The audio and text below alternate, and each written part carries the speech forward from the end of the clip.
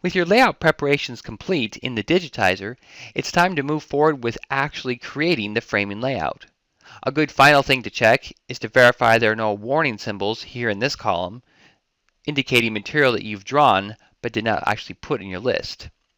We'll come to the Project tab, and in the Framing Layouts tab, we'll select what layout style we want to use.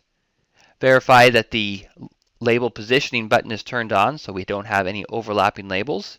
Then click the Capture New Framing Layout button.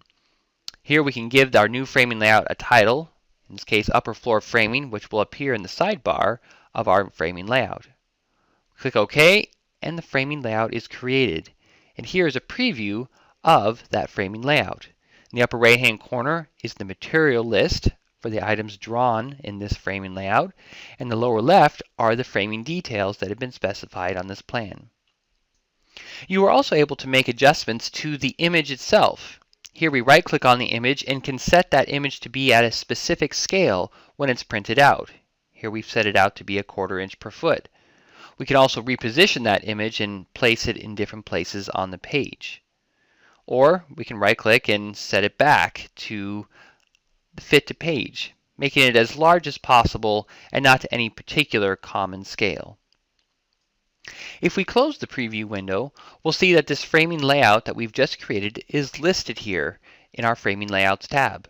We can adjust the notes that have been applied to it by clicking on this button, or add additional details to this framing layout by clicking this button.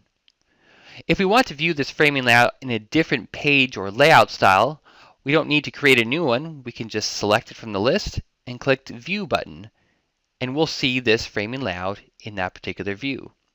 Since the position of the image isn't quite right because of how we've changed it, we can reposition the image, and now we're seeing this framing layout in 11 by 17 instead of the 24 by 36 that we saw previously. If we click the PDF button, we can create a PDF of this framing layout. Here we'll store it in our job folder that's inside of the Smith Home folder that we created for all of our files. Call it Upper Floor Framing and click Save, and now a PDF is available for us to give to our customers.